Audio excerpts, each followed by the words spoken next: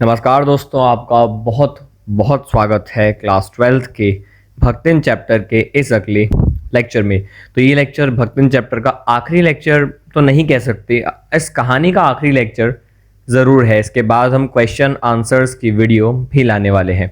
आप ज़रूर वीडियो को ज़्यादा से ज़्यादा शेयर करो, लाइक ज़रूर करो ऐसी वीडियोस के लिए। शुरुआत करते हैं हम हमारी आज की कहानी। आज की कहानी इससे पहले हम लोगों ने यहाँ एंड की थी कहानी कि भाई जो भक्तिन काकी हैं उनके खाने से ये उतनी खुश नहीं थी, हमारी जो महादेवी वर्मा। तो वो खाना खा लेती हैं लेकिन मज़ा नहीं आया उसमें, सूखा थोड़ा सा खाना था अजीब सा। उसी खाने के बारे में सोचते हुए जब वो यूनिवर्सिटी गई, बेसिकली वो पढ़ाती भी थी, वहाँ पे किताब पढ़ रही थी महादेवी जी। और तब वो सोच रही थी कि यार देहात यानी गांव और हमारा शहर, ये लोग कितना अलग खाना खाते हैं। इसके बाद की कहानी हम आज पढ़ने वाले हैं। क्या कहानी है कि अलग भोजन की व्यवस्था करनी पड़ी थी। भाई अलग भोजन महादेवी जी को चाहिए था, क्योंकि भक्तिन काकी जो खाना बना रही थी उससे इनकी हेल्थ जाएगी। जो परिवार था उनको भी चिंता होने लगी कि यार महादेवी जी का स्वास्थ्य जो है वो गिर रहा है, अलग खाना खिलाया जाए। पर अब इनको ऐसी आदतें हो गई, सिचुएशन ऐसी हो गई कि अलग खाने की ज़रूरत नहीं पड़ी। प्रश्न ही खो गया। क्यों खो गया? इस देहाती वृद्धा के जीवन की सरलता के प्रति मुझे इतना जागृत कर दिया कि मैं अपनी असुविधाएं छुपाने लगी। सुविधाओं की चिंता तो दूर की बात, यानी इस औरत के साथ रहते हुए जो बुजुर्ग हैं, जो भक्तिन काकी, इनके जीवन में सरलता देखी कि कितनी सिंप्लिसिटी लाइफ में हो सकती है, कितनी कम चीज़ों से आप काम चला सकते हो। तो इसके बाद अलग से कुछ अपने लिए करना, ये नेचर ही नहीं बचा। मैं कह रहा था ना, कुछ ऐसे हिस्से जो महादेवी जी ने जनरली अपनी लाइफ के नहीं बताए हैं अपनी किताबों में, उसको हम टच करने वाले हैं। तो ये एक ऐसा ही हिस्सा है कि भाई अब कोई इंटरेस्ट बचा नहीं, वो अपनी असुविधाएं छुपाने लगी। मतलब जो एक इंटरेस्ट था ना कि ये भी हो वो भी हो, अच्छा खाना हो, अच्छा न्यूट्रिशन हो, सारी इच्छाएं अब खत्म हो गई। और अब बचा क्या? नॉर्मल सा खाना। अब क्या खाने लगी वो देखो। भक्तिन का स्वभाव ऐसा था कि वो हर किसी को अपने मन से बना लेती थी, सब इनकी तरह बन जाते थे, पर कोई ये किसी की तरह नहीं बनती थी। ठीक है, जैसे अब वो कहती हैं मैं अधिक देहाती हो गई, मैं अब गांव वाली हो गई, लेकिन जो शहर का असर है वो भक्तिन काकी को नहीं हुआ। जैसे मकई यानी मक्का, भुट्टा, तो भुट्टे का रात को बना हुआ दलिया सुबह मट्ठा डाल के खुशबूदार खाते हैं। आय हाय, खुशबूदार लगता है वो। बाजरे के तिल लगे हुए लड्डू गरम गरम अच्छे लगते हैं। ज्वार के बने हुए भुट्टे की खिचड़ी, ये भी अच्छी लगती है। ये पुए खाती हैं, बेसिक ये गरम गरम पुए वगैरह, ये देखा ना। बाजरे के तिल लगाकर बनाए हुए पुए गरम कम अच्छे लगते हैं, गरम गरम इनको अब कम अच्छे लगते हैं। बेसिकली शहर का खाना कम अच्छा लगता है, गाँव का खाना अच्छा लगने लगा। सफ़ेद महुए, महुआ क्या होता है? ये सफ़ेद मीठा फल होता है। इसकी लपसी, लपसी मतलब होता है पतला पतला हलवा, आपने खाया होगा। ये हलवा खा लो, आय हाय, इसके सामने तो कुछ बचता ही नहीं है। क्या मीठा हलवा है, मज़ा आ गया। ये सब वो सिखाती मुझे, ये सब वो खिलाती मुझे। मतलब मैं भी एक तरह से गांव वाली हो गई, देहातन हो गई, ये सब खाने लग गई। पर हमारे शहर का रसगुल्ला ये भक्तिन के पोपले यानी बिना दांत के मुंह तक नहीं पहुंच पाया। यानी खुद तो उन्होंने खाया नहीं हमारा रसगुल्ला, और अपना देसी खाना मुझे खिला दिया। सेम कपड़ों में भी था। मैंने उसको इतना समझाया सफ़ेद कपड़े पहना करो, साफ़ कपड़े पहना करो, वो नहीं मानी। उल्टा मेरे जो साफ़ चमकदार कपड़े थे, क्योंकि ये यूनिवर्सिटी की प्रोफेशन है एक तरह से, यूनिवर्सिटी जाती हैं तो वो जो कपड़े हैं इनके साफ़ होते हैं। उल्टा मेरे साफ़ कपड़ों को वो लपेटने के बहाने, लपेटना मतलब तय करना, तय करना मीन लपेटना, फोल्ड करना, फोल्ड करने के बहाने उसकी वाट लगा के रख देती हैं। ठीक है, तो खुद के कपड़े भी गंदे और मेरे कपड़ों की भी सिलवट्टे डाल देती हैं, वाट लगा देती है मेरे कपड़ों की भी। अपनी भाषाएं की न जाने कितनी दंत कथाएं उन्होंने मुझे याद करवा दी, सुना सुना के कहानियाँ। लेकिन मैं उसको इतना भी नहीं सिखा पाई कि जी बोलना होता है, आए नहीं बोलना होता। कोई अगर बुलाए भक्तिन काकी इधर आइए, वो ये नहीं बोलेंगे जी, वो क्या बोलेंगे? आए आए। इस तरीके से वो आए आए करती हैं, गांव की भाषा में आए आए करती हैं, जी नहीं बोल पाई। यानी उनका रंग महादेवी पर लग गया, पर महादेवी के रंग के दो छींटे भी भक्तिन पर नहीं पड़े। अब अगर हम ये कहें कि भक्तिन अच्छी है, ये कहना कठिन होगा। 100% अच्छी, 100% सच्ची नहीं है। ऐसा नहीं है कि उसमें दुर्गुणों का अभाव नहीं, यानी क्योंकि उसमें दुर्गुणों का अभाव नहीं, यानी अभाव मतलब होता है एब्सेंस, दुर्गुणों का एब्सेंस नहीं है। मतलब बुरे गुण तो हैं। अब देखो, वो सत्यवादी हरिश्चंद्र तो बन नहीं सकती। सत्यवादी हरिश्चंद्र आपने सुना होगा, भगवान राम के पूर्वज, जो इतने सच्चे थे कि हद नहीं है। मतलब उन्होंने खुद को बेच दिया था, उनकी पत्नी वगैरह भी उनसे दूर हो गई थी। जब उनके बेटे राहुल की डेथ हुई थी तो उनकी पत्नी जब शमशान ले गई थी अपने बेटे को, तो वो एक चांडाल के लिए वर्क कर रहे थे, एक शमशान का जो मैनेजमेंट करता है। तो उन्होंने अपनी पत्नी से भी टैक्स मांग लिया था अपने बेटे की लाश जलाने का, और उनकी बेटी ने उनकी जो पत्नी है उसने अपने साड़ी का आंचल फाड़ के दिया था। माना जाता है तब से किसी युग का अंत हुआ था, शायद सतयुग का अंत हुआ था तब से। यानी बहुत सच्चे, the you can say the truest person, ऐसा कोई सच्चा आज तक रहा नहीं होगा। चलो ठीक है, राजा हरिश्चंद्र भक्तिन नहीं बन सकती, आदि सच्ची बन जाए। आदि सच्ची के लिए एग्जाम्पल है नरोवा कुंजरोवा। इसका क्या मतलब है, मैं समझाता हूँ। आप सबने महाभारत की वो कहानी पढ़ी होगी, जब बारी आई थी कि यार किसी तरह से गुरु द्रोणाचार्य को मारना है, और गुरु द्रोणाचार्य को कोई मार नहीं पा रहा था। क्यों नहीं मार पा रहा था? क्योंकि उनको ये वरदान था कि उनकी जो मौत है वो पुत्र मोह के कारण होगी। तो एक झूठ बोला गया था कि है ना अश्वत्थामा मारा गया, क्योंकि वो जीते अपने अश्वत्थामा के लिए थे। जिस दिन अश्वत्थामा मर गया, गुरु द्रोणाचार्य खुद को मरवा देंगे, वो हथियार डाल देंगे। तो हुआ क्या था, एक झूठ बोला गया था कि है ना अश्वत्थामा मारा गया। तो गुरु द्रोणाचार्य ने कहा था मैं नहीं मारूंगा जब तक युधिष्ठिर नहीं बोलता। तब युधिष्ठिर ने संस्कृत में बोला था, मतलब लिखा हुआ है महाभारत में एक सेंटेंस, क्या, अश्वत्थामा हतो नरो वा कुंजरो वा। कुंजर मतलब होता है हाथी, तो अश्वत्थामा था, अब नर था या हाथी था मुझे नहीं पता, यानी आधा सच। अब असल में आपको पता होगा कहानी, भीम ने अश्वत्थामा नाम के हाथी को मारा था, और युधिष्ठिर ने आधा सच बोला था कि अश्वत्थामा मारा गया, हाथी या इंसान मुझे नहीं पता। तो द्रोणाचार्य ने इस टेंशन में अपना धनुष छोड़ दिया था, वो जमीन पे आ गए थे, और उन्हीं के एक शिष्य द्रुपद के बेटे धृष्टद्युम्न ने उनकी गर्दन उड़ा दी थी। यानी वो था आधा सच।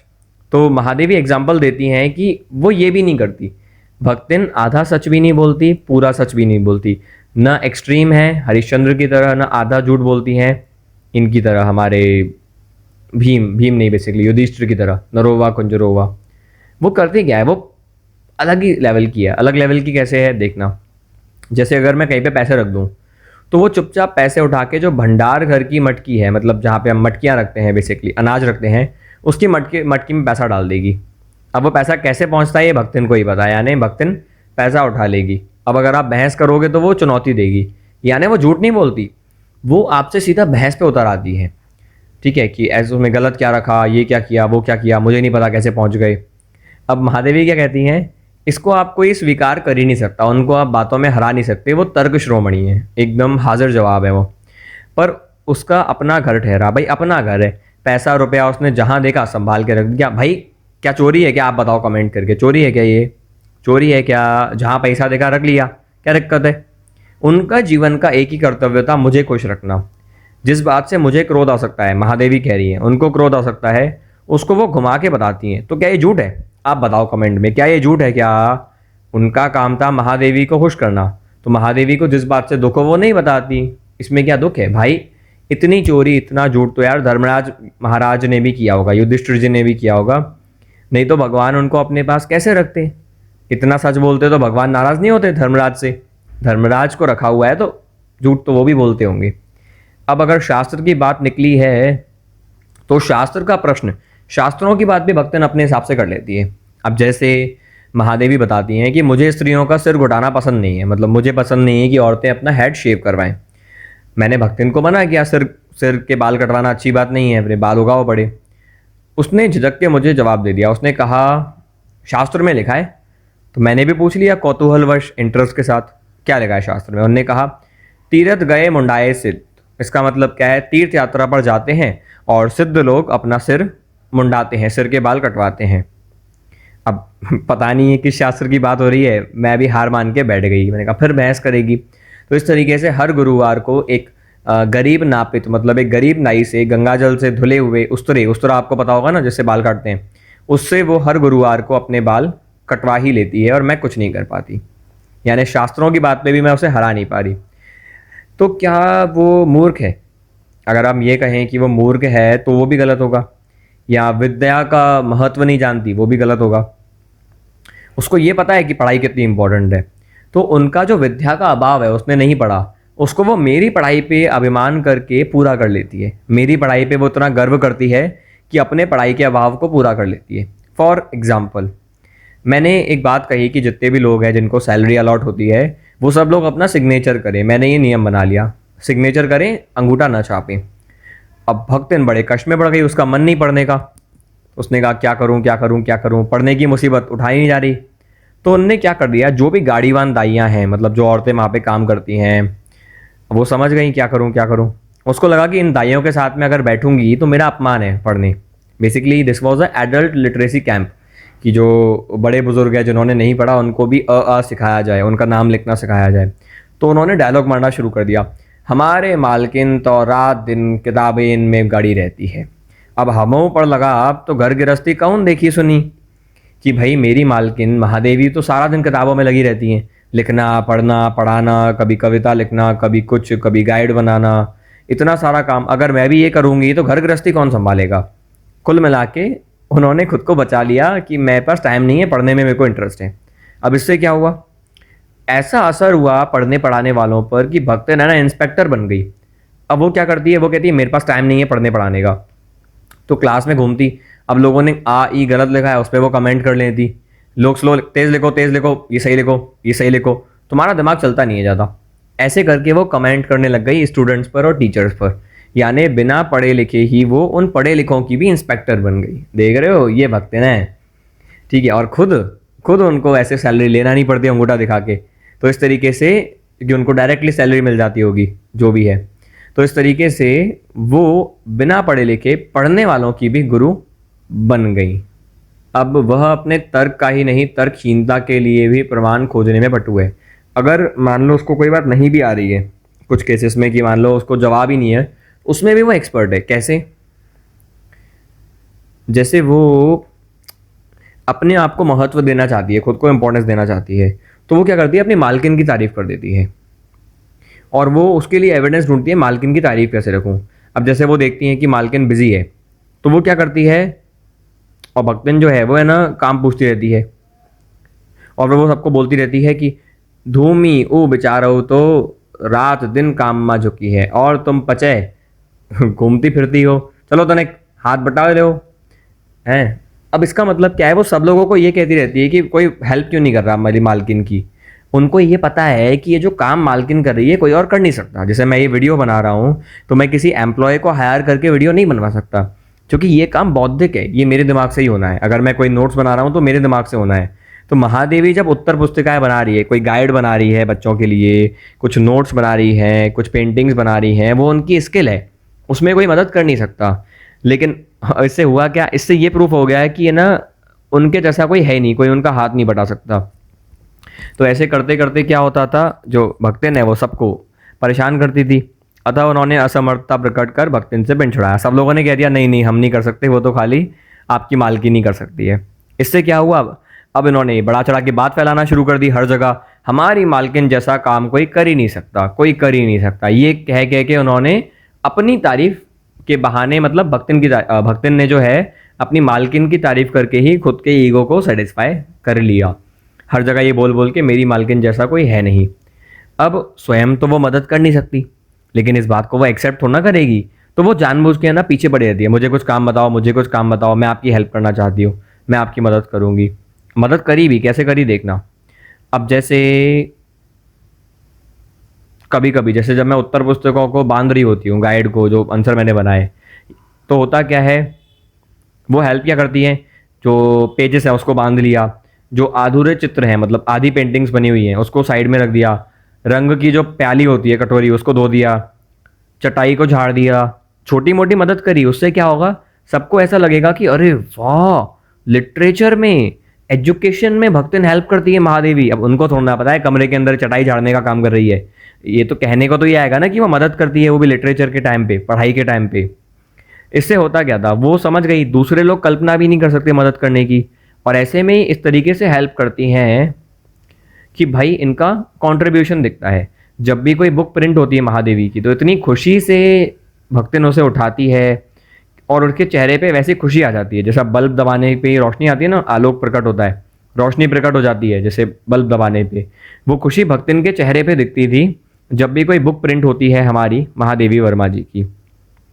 वो उसे बार बार छूती थी किताब को, आंखों के नीचे आंखों के पास में ले जाती थी। उस किताब की सक्सेस में, उस किताब के कंप्लीट होने में वो अपनी खुशी ढूंढती थी।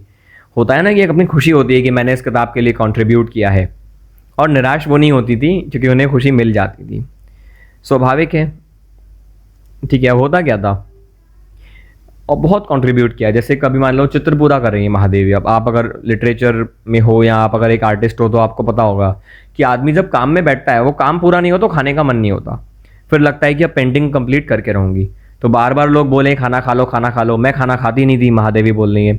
तो ये कभी दही का शरबत ले आएगी, कभी तुलसी की चाय, चाय लिखा होगा यहाँ पे, तुलसी की चाय दे देंगी, ये फुल स्टॉप यहाँ पे नहीं आएगा, कभी चाय दे देंगी। इस तरीके से मुझे भूखा नहीं रहने देती थी भक्तिन काकी। तो एक माँ की तरह प्यार भी किया, मालकिन की तरह इज्जत भी दी, असिस्टेंट की तरह काम भी किया, और माँ की तरह प्यार भी किया। दिन भर मैं अपना काम करती थी और रात को वो भी अपना काम करती थी।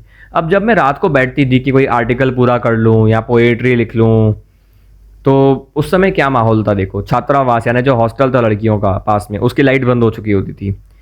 मेरी पली हुई एक हिरनी है, छोटी सी फीमेल हिरन हिरन सोना, वो हमारे पलंग के किनारे सो रही होती थी फर्श पे। पागुर करना बंद कर दी थी, मतलब सो जाती थी बेसिकली।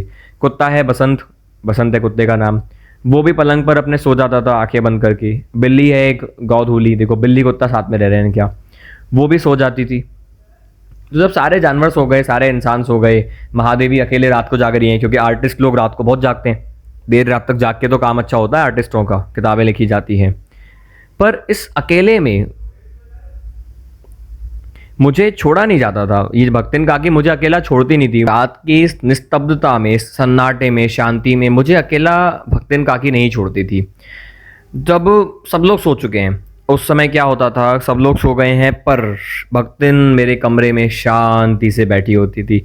उसकी आंखें चमक रही होती थी, नींद उसे भी आती थी, दिन भर की थकी हुई, उम्र में बड़ी, पर फिर भी जब भी मैं देखती उस तरफ, वो मुझे ही देख रही होती थी। नींद भरी आंखें होती थी, पर वो मुझे फॉलो करती थी। मतलब मैं क्या देखना चाहती हूँ, मैं क्या करना चाहती हूँ, ये सब वो देख रही थी। मतलब अगर मैं काम कर रही हूँ, मेरी नज़र बुक स्टैंड की तरफ पड़ी, तो वो तुरंत पहुंच जाएगी और पूछेंगी कौन सी बुक चाहिए।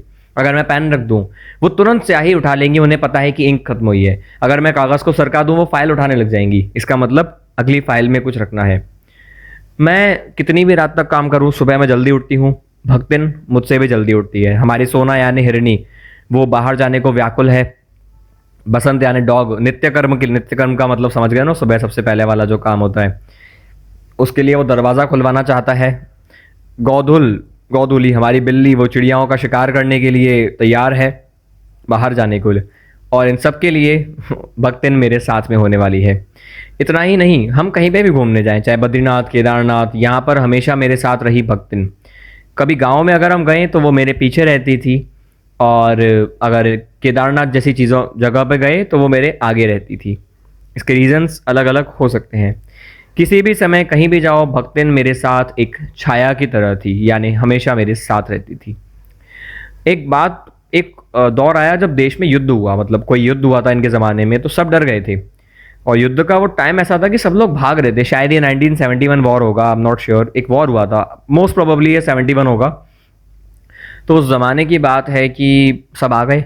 तो इनके जो बेटी, दामाद, नाती, सब लोग आ गए भक्तिन के पास कि आप गांव चलो। सब लोग गांव जाना चाहते थे।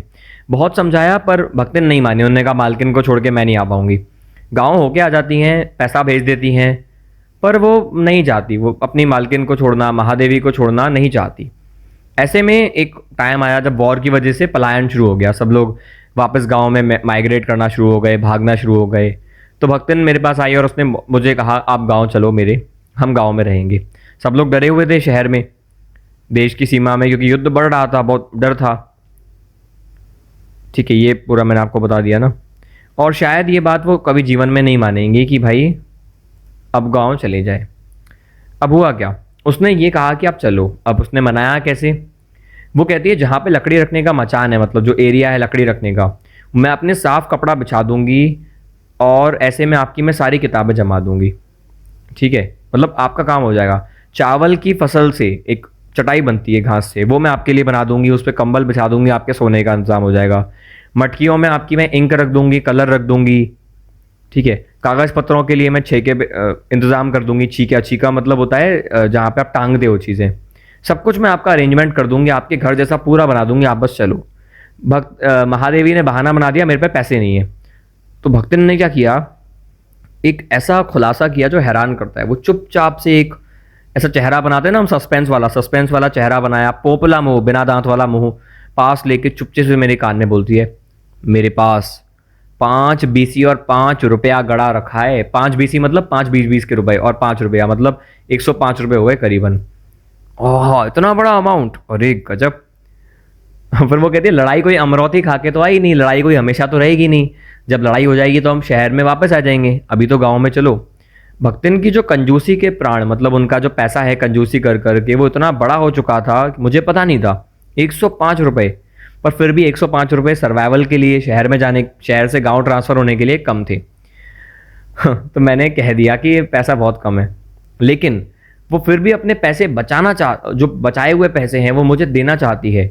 इससे ये प्रूफ हो गया कि वो मुझे बहुत ज़्यादा प्यार करने लगी है, बहुत ज़्यादा। तो दोस्तों, अगर ऐसे में हम ये कहें कि भक्तिन और मेरे बीच, मेरे मतलब महादेवी के बीच सिर्फ सेवक स्वामी का संबंध है, मालिक नौकर का संबंध है, तो ये कहना कठिन होगा। मतलब सिर्फ मालिक नौकर का संबंध, क्या सिर्फ मालिक नौकर के लिए एक नौकर, कंजूस नौकर अपना सारा पैसा दे देगा? नहीं, तो ऐसा हो नहीं सकता। ऐसा कोई मालिक नहीं होगा जो चाहे और फिर भी अपने सेवक को, अपने नौकर को खुद से दूर न कर पाए। और कोई ऐसा नौकर नहीं होगा जो मालिक अगर कह भी देना चले जा तो भी वो जाए नहीं। ये जो रिश्ता है ना, ये राम और हनुमान जी वाला, ये ठीक वैसा ही रिश्ता लगता है। यहाँ तारक मेहता में हम देखते हैं नट्टू काका बागा जेठालाल, ये कुछ वैसा ही रिश्ता है, बड़ा क्लोज रिलेशनशिप है। भक्तिन को नौकर कहना उतना ही असंगत है जितना अपने घर में बारी बारी आने वाले अंधेरे, उजाले और आंगन में फूलने वाले गुलाब और आम को सेवक मानना।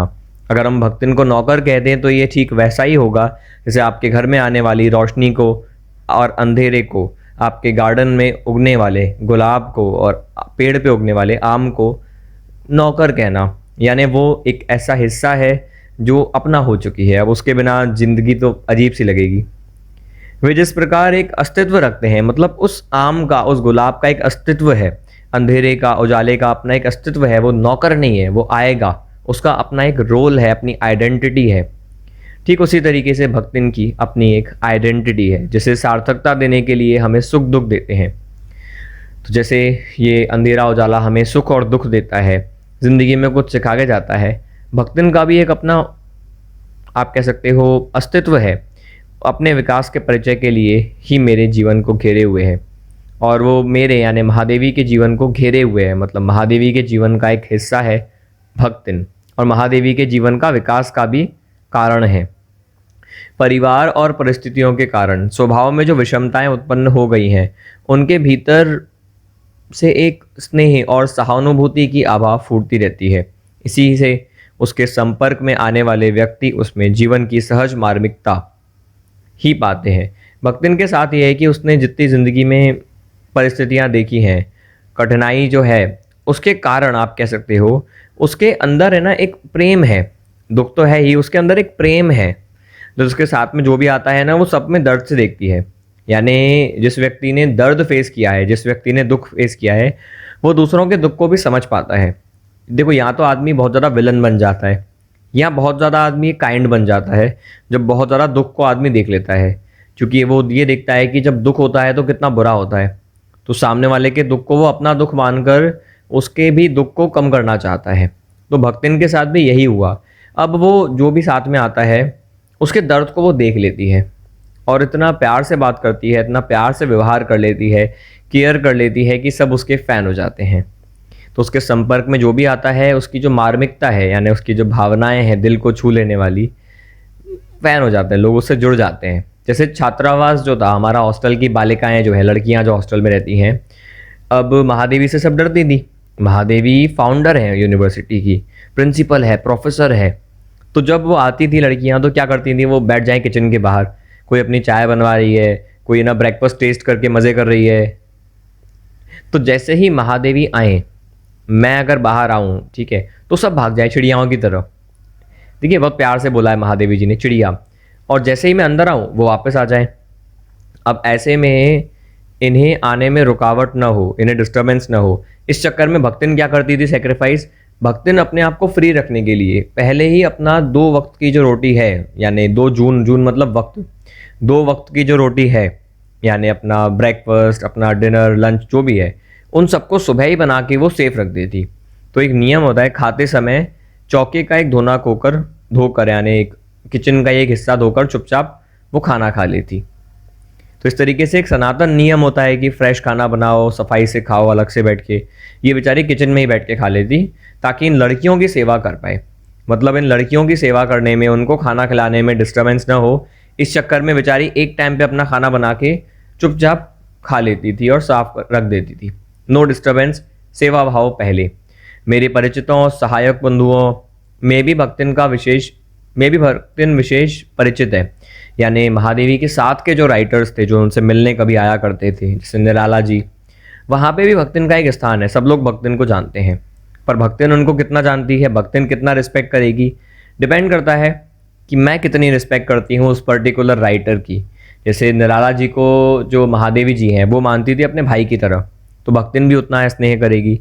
और किसी को फॉर्मेलिटी से डील करना है, हाँ ना टाइप, तो उस हिसाब से डील करेंगी। तो उनका सद्भाव, भक्तिन का सद्भाव किस पे डिपेंड करता है, महादेवी के सद्भाव पर। लेकिन इस बार में भी जो भक्तिन की सहज बुद्धि है, मतलब चीज़ों को सिंपल कर देना, सिंपल तरीके से देखना, ये बड़ा तारीफ के लायक है। जैसे अगर किसी के कपड़े उनको दिखता है कि अजीब से हैं, तो वो उसका नाम अजीब सा मान लेंगे और किसी को नाम के अपभ्रंश द्वारा, अपभ्रंश मतलब होता है अजीब सा नाम रख देना। अच्छा वो दाढ़ी वाले बाबूजी, अच्छा वो कुर्ते वाले बाबूजी, अरे वो सफ़ेद बाल वाले, इस तरीके से वो अजीब सा एक नाम रख देती हैं।